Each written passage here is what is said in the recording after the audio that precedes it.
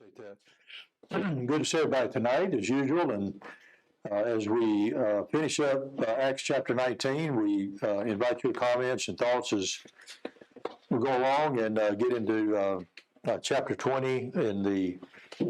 Hope to get to the section about the Lord's Supper in Acts 20, verse 7, or 7 through 12, or thereabouts. We may get that far, may not get that far, but at any rate, feel free to jump in and participate. I've got some new bifocals, so I'm having a little hard time getting adjusted to it. So if I mess up the reading or whatever, it's not intentional. I'm still not used to the bifocals yet. I can see with them, but this little line there bothered me. I can't decide when to look down and when to look this way and when to look this way. And you have those, what do you call those transitional ones that got the triangle? Well, I don't know what they gave me the other day, but they gave me some called progressive. Yes. And it must be like the liberals. I don't know, because it didn't fit me very well. The last 2 or 3 times I don't know. That's what I got. I really like them. Everything was like this. It was like a wave all the way through. And I wore 2 weeks. I couldn't get used to them, so I took them back and changed them for some bifocals. So I don't know if it's going to be any better or not. I'm hoping to find something that you can just see out of, and whether it's you're looking straight ahead or you're looking down, it's all the same. But anyway, maybe they don't make them anymore. Well, we got down to about verse where we're discussing the area about the Temple of Diana, or we're fixing to start that section about the Temple of Diana. And just to review briefly, in verses 21 and 22 of Acts 19, that Paul mentions that after these things were ended, the things that he had just talked about prior to that, the various things that the previous verses, that he had determined, or purposely determined, that he was going to journey into Macedonia and Greece. And then he was going to return to Jerusalem, and then he was going to see Rome. All of these things were carried out, but they were not carried out the way that he figured. Of course, we know that toward the end there, in the last 4 or 5 chapters, when he had appealed to Caesar, that he was going basically as a prisoner to Rome, rather than the way that he intended to. But at any rate, all of these things were carried out down the road. And then he sent 2 of his friends into Macedonia. There in verses 21 and 22, he sent Timothy and Erastus. Erastus is not named before, but he's also mentioned in Romans 16:23 as the Chamberlain of Corinth. In other words, he was an official that took care of royalty or the monarch, their household, or the things associated with the running of the palace and that sort of thing. So he was the Chamberlain of Corinth, but he's not mentioned otherwise, other than in Romans 16:23 that I could find. And then, of course, Timothy is mentioned in several places. The one that B.W. Johnson mentions, 1 Corinthians 4:17, and also 1 Corinthians 16:10, but he's mentioned in many other places as well, of course, throughout Paul's epistles and so forth. And so then in beginning verse 23 through the remainder of the chapter, going all the way basically to verses 40 and 41, then we have the situation that arose because Paul was preaching against idol worship and the fact that there's only one God and so forth. Very similar to Acts 17 when he talked about the unknown God and the great sermon that he preached in Athens. But in Ephesus, at this particular point in time, it had been without very much opposition. Now, he had to leave. We were talking the other day about the fact that he left. He wasn't preaching in the temple any longer, but he stayed there. That didn't run him out of Ephesus, as was the usual case. But he was still preaching and teaching in Ephesus. And the event that took place was caused by Demetrius, who was a silversmith. So a certain man named Demetrius, verses 23 through 34, made silver shrines, either to Diana or to the temple. And the temple of Diana, we started talking about that a little bit the other day, and counted as one of the wonders of the world, I guess the ancient world at that time. And it was the third temple, evidently, according to Johnson. And it was a magnificent structure, 425 feet long by 220 feet wide, according to what's stated in secular history. 127 columns, had tremendous wealth and splendor attached to it. And so this was what was stated, that all Asia worshipped Diana, or worshipped in this temple. So it was a really big deal to the people there. But it contained an image that was said to have fallen from heaven in verse 35. And so, of course, this was when the town clerk finally appeased the people. He appealed to them on that basis, and we'll talk about that in just a minute. But the work in gold and silver and wood by Demetrius and these others of light craft, of course, was challenged by Paul. And so he addresses the group, Demetrius addresses the group, and here's basically the 4 or 5 things that he says about that in summary. By this craft we have our wealth. That was the first thing. And then he said that Paul teaches that there are no gods that are made with hands, which of course he did. And then he concludes, Demetrius concludes, therefore our craft is in danger. The great goddess Diana is despised, and great is Diana of the Ephesians. So their wealth, their livelihood, their religion, all of these things now are challenged. It's fixing to cause a major problem for them financially, of course, and from the standpoint of what they worship. And so, when you get those 2 things in combination, that creates quite an outcry, which it did at this particular point in time. So it says the whole city was filled with confusion.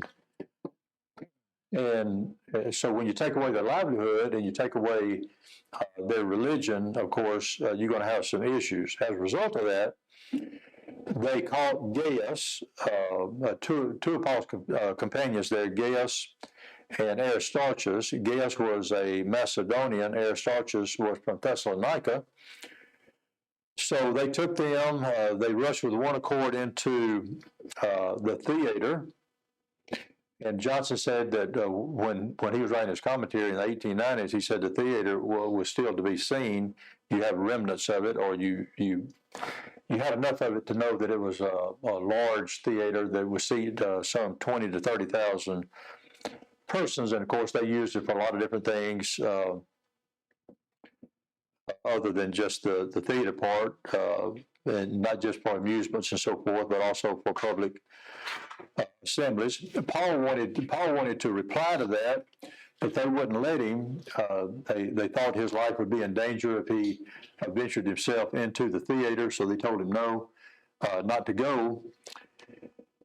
And so the chief of Asia, or some of the chief officials of the province, Johnson said these men were called Asiarchs, if I'm pronouncing that right. There were 10 in number, he said.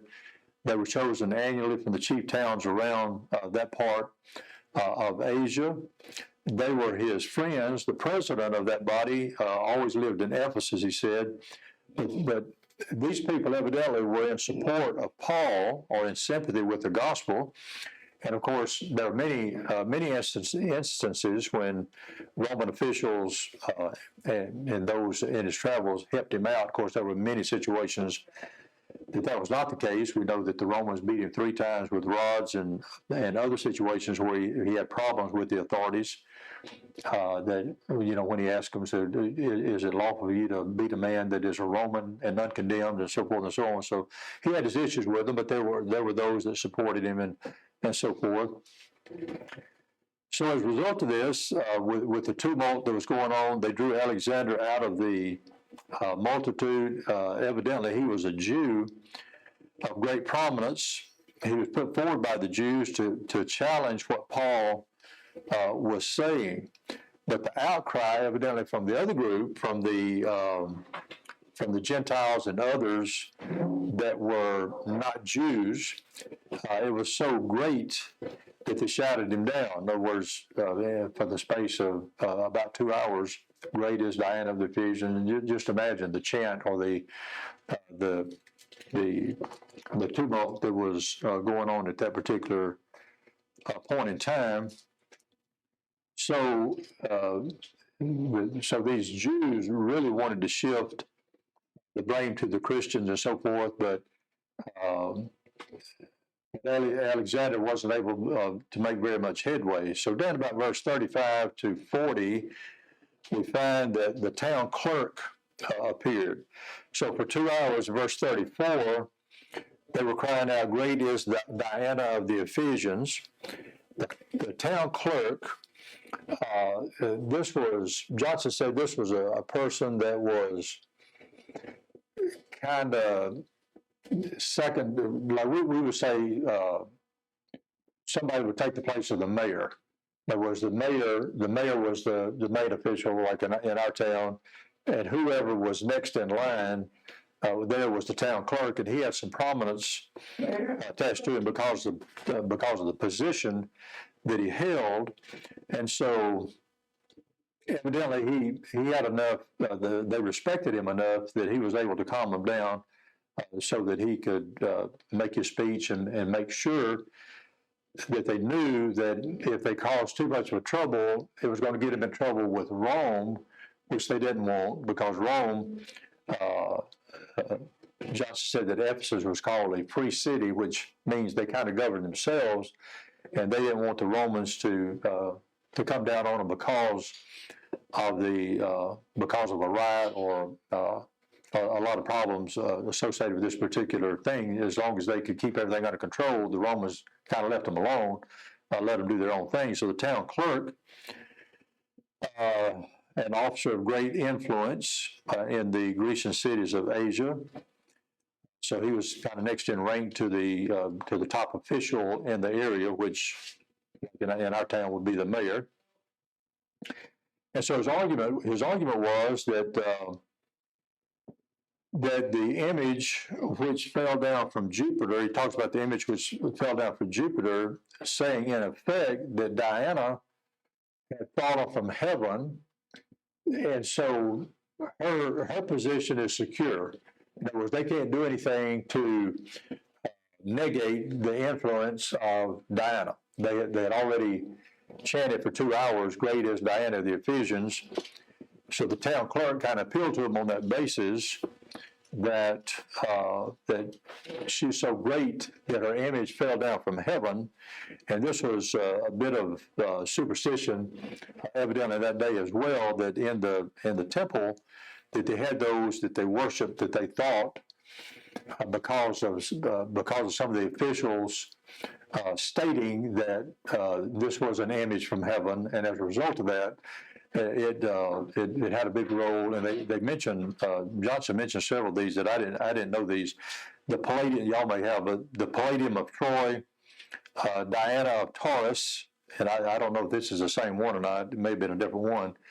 And Pallas, Pallas, of Athens, were all said to have fallen from heaven, and these were those that they worshipped and said, was very important in their scheme of things as far as worshiping these idols, of course, that they could do nothing to help themselves, of course. So he kind of turned it around. The town clerk kind of turns it around and saying, in effect, if these two men that you have apprehended are neither robbers of temples, they're not blasphemers of Diana, and if Demetrius and these others have a charge against them, the courts are open, and they can bring their the charges against them. Justice would be served. We have courts of justice and so forth. So, and his last appeal is we are in danger. And what he's talking about was Roman law, the fact that it was a capital offense to cause a riot.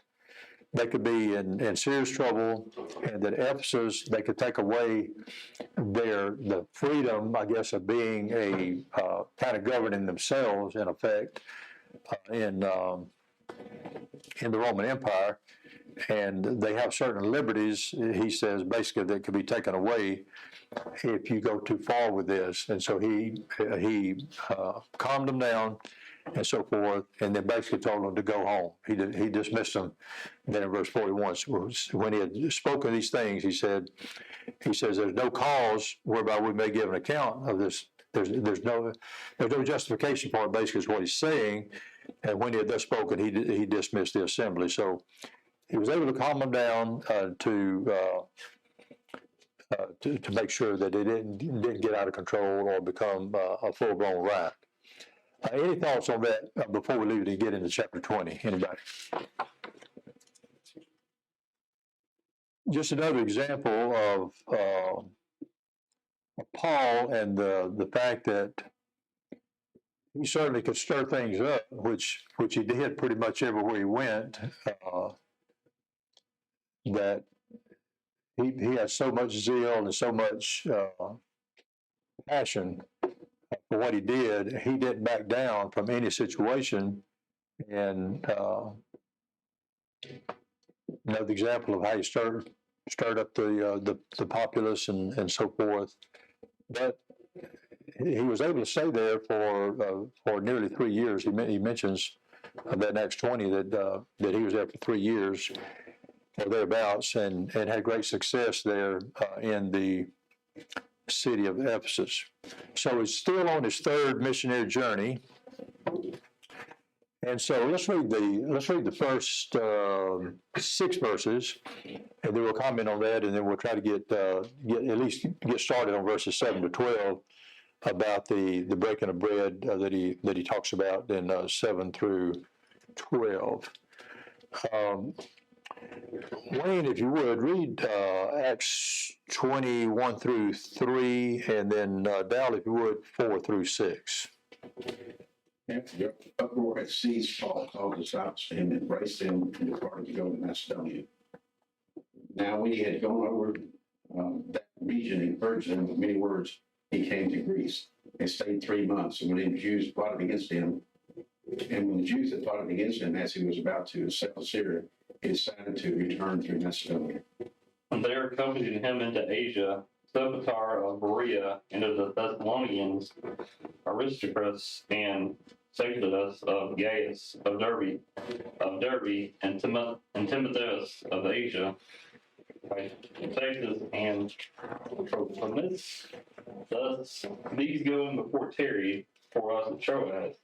And when we sailed away from Philippi, and after the days of unleavened bread, and came unto them to Troas in 5 days, where we abode 7 days. Okay, so He gave me one with all the hard words. Dal handled that very well. I gave Dal all those hard words to pronounce. So these were some of his friends and those that accompanied him on his next leg of his third missionary journey. So the uproar was quieted.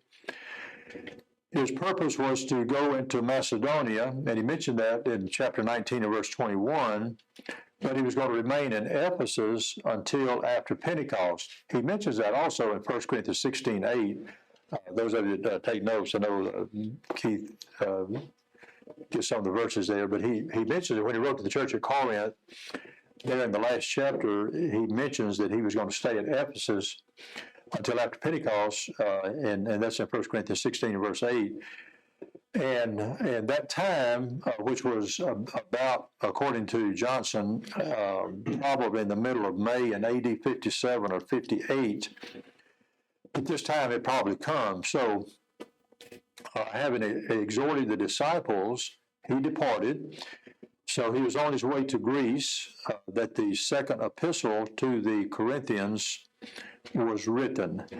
So he probably wrote that from Philippi. That's what some of the Bible scholars think. Of course, that was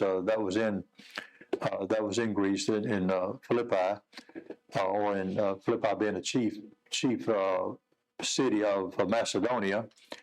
And going back and looking at these others, he wrote 1 Corinthians probably from Ephesus in AD 57 or 58, 2 Corinthians from Philippi in AD 57 or 58.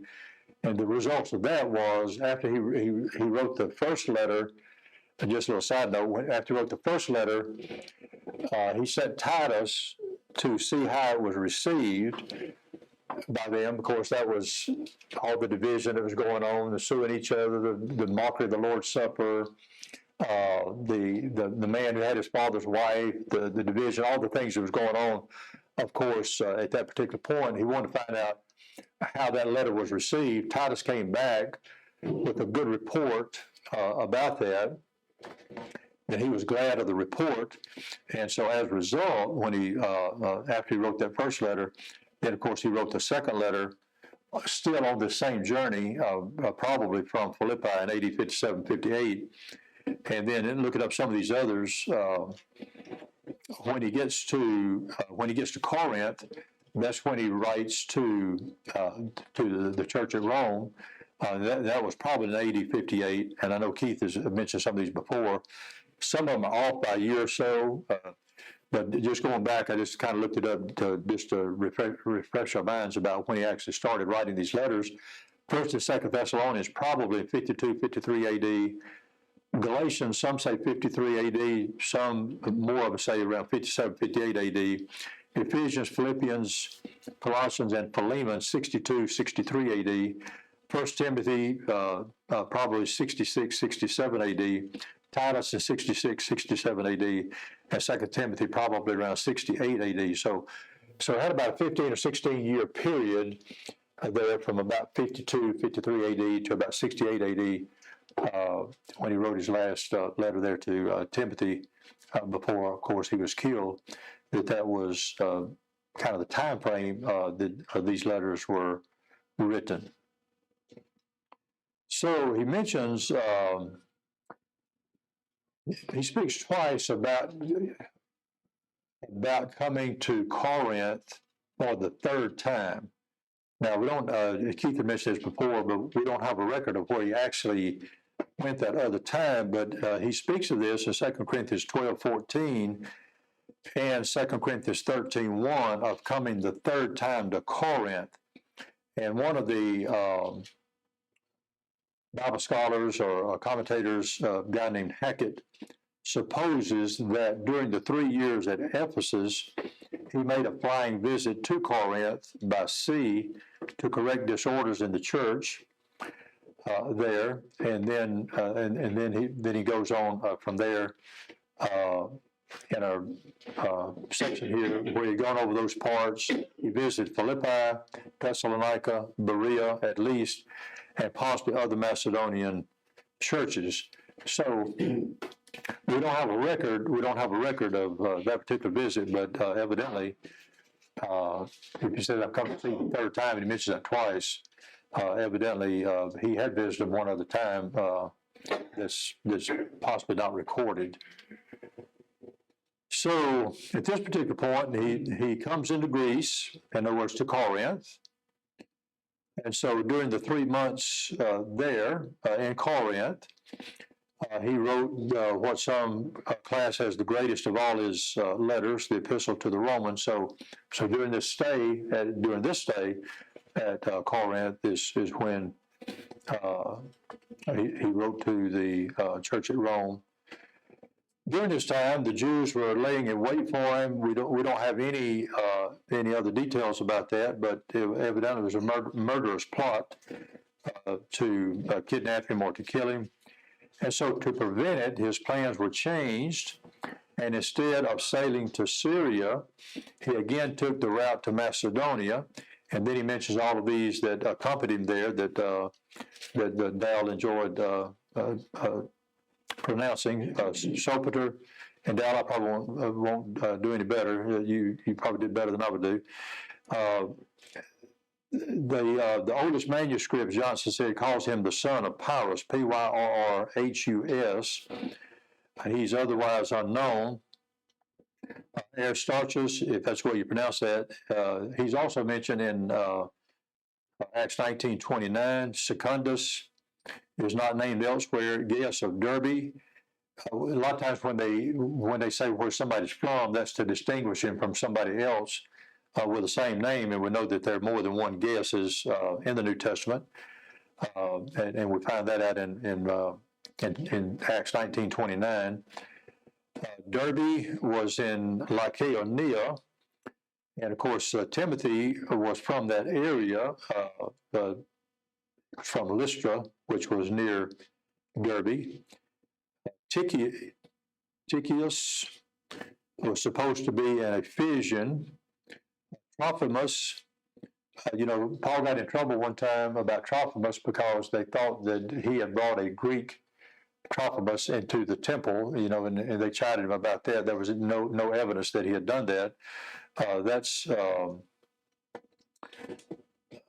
couple of verses in connection with Tychicus and Trophimus, Colossians 4:7 and 8, Ephesians 6:21, and 2 Timothy 4:12.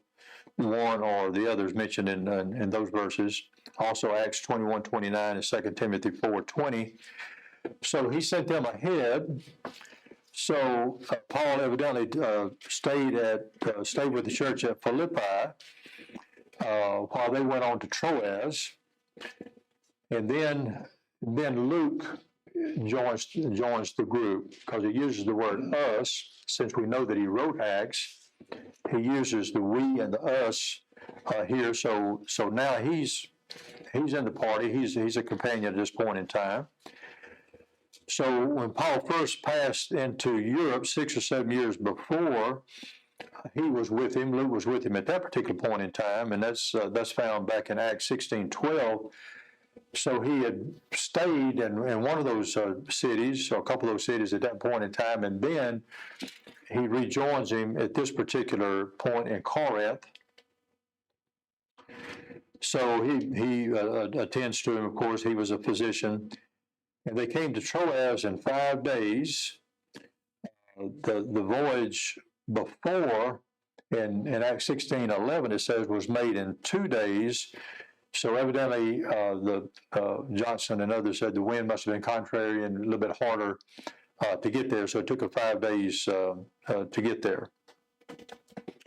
All right, any thoughts before we get into verses 7 to 12? Down to verses 7 to 12,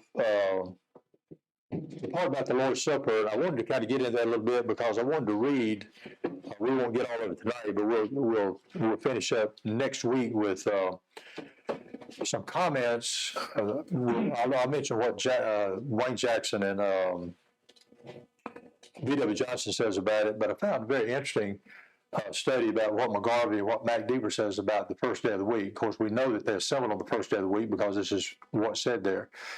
Some wonder, since he mentions midnight and the fact that after midnight, they came up and after he healed, brought Eutychus back to life. And then in verse 11, because he said that Paul continued his speech until midnight, the lights in the upper chamber and so forth, Eutychus fell down, and I'm jumping ahead a little bit, but we'll get back to it in just a little bit more detail. And then he healed him, brought him back to life. And then he came up again, had broken bread, so it was after midnight. So is the breaking of bread here the Lord's Supper? And if it is, why did they take it after midnight? It's kind of an interesting study to me to find that. And then he stayed with him till the break of day. But there's some explanations for it, and I want to get to that. We won't get it all this time, but we will get it next week. We'll get what we can tonight.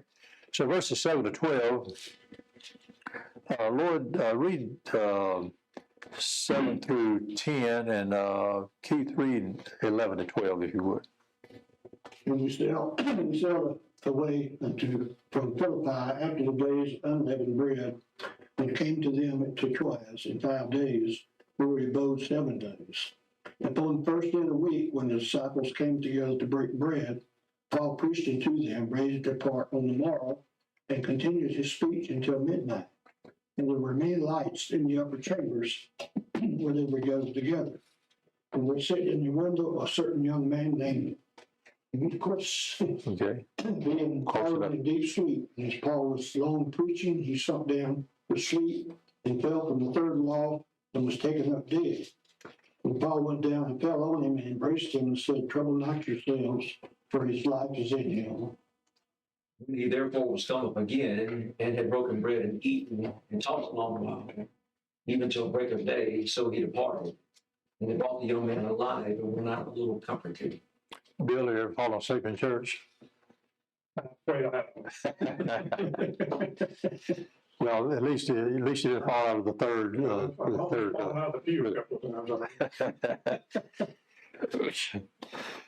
So, on the first day of the week, so the language shows that it was the custom to meet on the first day of the week, of course, and shows the leading object of that meeting. And of course, the leading object of that meeting was to assemble for the purpose of partaking of the Lord's Supper, to break bread. Mentioned that to break bread, or to observe the Lord's Supper. And one of the commentators, a guy named Dean Housen, we've quoted him before, and I'm not sure who he is or was, but he makes this statement: we have here an unmistakable allusion to the practice which began evidently immediately after the resurrection of our Lord, of assembling on the first day of the week for religious purposes, in other words, to worship. He also shows that the Lord arose on the first day of the week, showed himself to the apostles a second time 1 week later on the first day of the week, that the church was founded and the Holy Spirit shed forth on Pentecost, which was on the first day of the week. On the same day, the disciples at Troas meet to break bread on the first day of the week. The Corinthians meet and take collection in 1 Corinthians 16 and verse 2, and eat the Lord's Supper, 1 Corinthians 11 and verse 20. And the Lord on Patmos reveals himself to John in Revelation 1 and verse 10. And in addition to this, he mentions several early church writers from Barnabas, Justin Martyr, Irenaeus, Clement of Alexandria, Origen, and Cyprian, all with one consent, declare that the church observed the first day of the week. They're all equally agreed that the Lord's Supper was observed weekly on the first day of the week. So this was, you have the early historians, those in the latter part of the first century, into the second century and on. Beyond that, they assembled on the first day of the week to break bread, and of course the other things were taking place too. We'll mention that in just a minute. So even though the special object was breaking bread or observing the Lord's Supper, other things took place. We find other examples of it, like the preaching and the collection and so forth, the singing and so forth. Go ahead, Lord.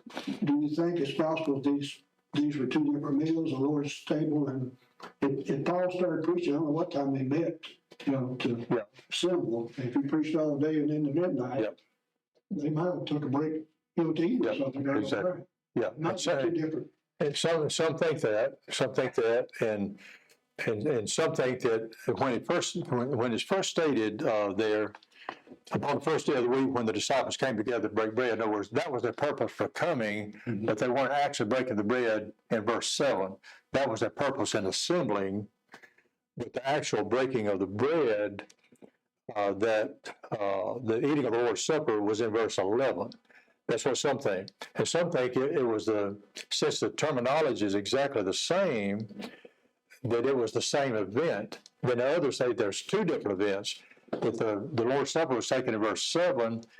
The common meal was taken in verse 11. That's the reason I wanted to kind of get to that, and we see what McGarvey says about it, what Max says about it, and what B.W. Johnson says about it. Let me finish what B.W. Johnson says about it, and I want to get Jackson. I want to at least get those two tonight if I can. But that's an interesting question, Lord, because several of them address it in different ways because of what's said about midnight and what happens after midnight there in verse 11. And that's it's very confusing because someone said, well, they didn't do it like they're supposed to. They were taking the Lord's Supper on Monday morning. They're not supposed to do that. So that is the question. You asked the right question. So let me read this just a little bit because Jewish time started when? At 6 o'clock in the morning, right? From 6 o'clock to 6 o'clock. Isn't that right? 6 o'clock in the evenings. I mean, 6 o'clock in the evening, 6 o'clock in the evening to 6 o'clock in the evening. That was a Jewish time. Roman time started like our time, from midnight to the next midnight. In other words, how do we calculate it? 1 o'clock in the morning starts a new day, right? Or 12:01 in the morning. So that's the way the Romans did it. So some of the commentators have a very interesting perspective about, was Paul using Jewish time to describe this, or was he using Roman time to describe this? I'm going to get to Mac's part, which I won't get to until next week, but he was of the same view that McGarvey and a lot of others did, that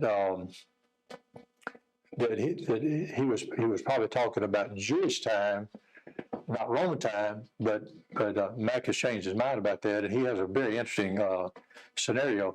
Everybody concludes that they were taking Lord's Supper on Sunday, not Monday morning, but somebody give a little bit different explanation of why that was. Charlie, you got a thought?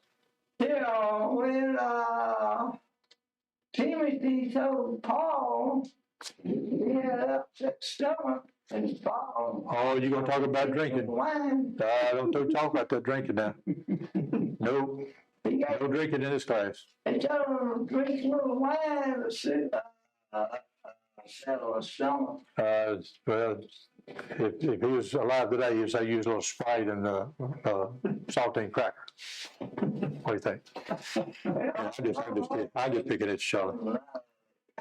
And so Eutychus, he talks about Eutychus, and he was sitting in the window, and last overcome by drowsiness, he fell to the earth 3 stories below. The language implies that he was killed by the fall, restored by the divine power exercised through Paul, of course. And then he talks about when he had broken bread and eaten. So here's what B.W. Johnson said. Opinions are divided whether the Lord's Supper had been celebrated before his long discourse, which goes back to verse 7, the Lord that we're talking about. Mm-hmm. And this was a common meal just before his departure in the early morning, or whether these words allude to the celebration of the Lord's Supper. He said, I incline to the last opinion. The fact that the same phraseology is used in both places shows that they refer to the same thing. Some, however, insist that if this is true, the Lord's Supper was celebrated on Monday morning before day. This does not necessarily follow. So here's the way he reasons out. The Jews began their day at sunset. Yeah, Bill, I had it wrong a while ago. I meant to say sunset, but Sunday began at sunset of what we call Saturday. The early churches, composed in large part of Jews at first, often followed the Jewish custom. It is probable that this meeting at Troas began at the close of the Sabbath in the evening, was continued through the night, the Lord's Supper being celebrated in the latter part of the night before dawn of Sunday, and that at daybreak Paul departed. He had remained over a week to have the privilege of observing the Lord's Supper with them. So too, he remained a week with the disciples at Tyre, and that's recorded in Acts 21:4, and with the brethren at Puteoli in Acts 28:14. So what he's saying is that it was still on Sunday when he did it. Every how it was calculated, it was still on Sunday when he did it. Let me. Wayne Jackson didn't have a lot to say about it, but let me just read. He had just one short paragraph. says, on Sunday, the Lord's Day, the disciples were gathered together for the purpose of breaking bread, partaking of the Lord's Supper. There is no divine authority for observing the communion except on Sunday, the day of Christ's resurrection. Paul's 1 Corinthian letter indicates that the regular assembly was upon the first day of every week, and he quotes 1 Corinthians 16:2. It was evening, and the apostle spoke of length even until midnight, with oil lamps burning in the upper room. It was stuffy, being overcome by sleep. A young man named Eutychus fell from the third-story window, was killed. Paul went down and raised him from the dead. Paul then went back up, ate some food. Lord, here's what he says, ate some food, not the Lord's Supper. This is the way he reasoned it out. So he had a little different take on it than B.W. Johnson. And visited with the saints until daybreak. He then left. And it says, So- therefore came up again, like he went down the hill again, and he went back up. We're back up, yeah. And so he says that's not the Lord's Supper. Mack and most of the others say that verse 11 says, in other words, Paul would have eaten by himself. No. So what most of them say, he's the one that officiated at the Lord's Supper. In other words, he's the one. So when he therefore was come up again and had broken bread, in other words, Paul was the one that was official breaking the bread. But what Jackson is saying is that already partaken of the Lord's Supper, and this was a common meal. Most don't say that. Most say that verse 11 is the Lord's Supper. I'll read just what Max says about McGarvey. He gives kind of a short thing, if I can get to it real quick. Go ahead, Charlie, while I'm finding it. You're not going to talk about wine, are you? What you got? Exodus 12:11, and thus shall ye eat with your loins and girded, your shoes on your feet, and your staff in your hand, and ye shall eat it in haste. It is the Lord's Passover. Yeah, that's when they were getting ready to leave Egypt after 400 plus years, wasn't it? Absolutely, told them how to go about it. Fatty Daddy, I didn't get to it. Well, I'll start next week because Matt quotes McGarvey has it's not a long thing, but I want to read that. And then McGarvey gives a little longer explanation in his book. And also Matt gives a little longer explanation about why he changed his mind about, it's not a doctrinal issue, so it's not anything that's controversial. It's just an explanation of how he reasoned it out as to what actually took place and when it took place. McGarvey expresses a thought about it. Matt could agree with McGarvey for all these years. And then he writes a little appendix in his book about how he changed his mind about when it was actually observed and the reason. And he changed his mind based on the likelihood of Paul using Roman time rather than Jewish time. In other words, starting at midnight. In other words, he's basically saying, like if Sunday morning started at 12:01, when they were assembling on the first day of the week, like we do, 9 o'clock in the morning, most of us get here before 9 o'clock, right? So the service starts at 9. So the part about the Lord's Supper would have happened sometime after 12:01 on the Lord's Day, from 12:01 to the next 24 hours. And so, but they started assembling before that time. When they were there, Paul started preaching at that point in time, basically is what Max said. He started preaching, he believes he started preaching before the Lord's Day. In other words, he started preaching on Saturday night. That's the way he explains it. He started preaching on Saturday night, and then the Lord's Supper, when all this occurred, then the Lord's Supper came later. But he has a good explanation for Well, it. if it was the mainly Jewish assembly, they may have been assembling on their time, so he would have started Could've been. preaching when they started assembling, saying it's the first day of the week, and then Yeah. to appease everybody, if you wait till midnight, Yeah, you've got the Romans settled on their first day of the week, and the Jews settled on their yeah. first day of the week. And that's really, there's a little There's a lot of difference. preaching to get to the Lord's Supper. Yeah. We don't There's a lot of- all get that here. There's a lot of, there's just a difference about what time was being observed? Was it Jewish time or Roman time? And that's kind of it's not a big controversy. It doesn't matter, other than it's kind of, as we say sometimes, it's an academic thing, because it doesn't matter. It was on the first day of the week that they took the Lord's Supper, ever what the time frame was, and we don't know what the time frame was, other than that it was on the first day of the week. They did it scripturally, but some just have a different explanation of how it took place. That's interesting.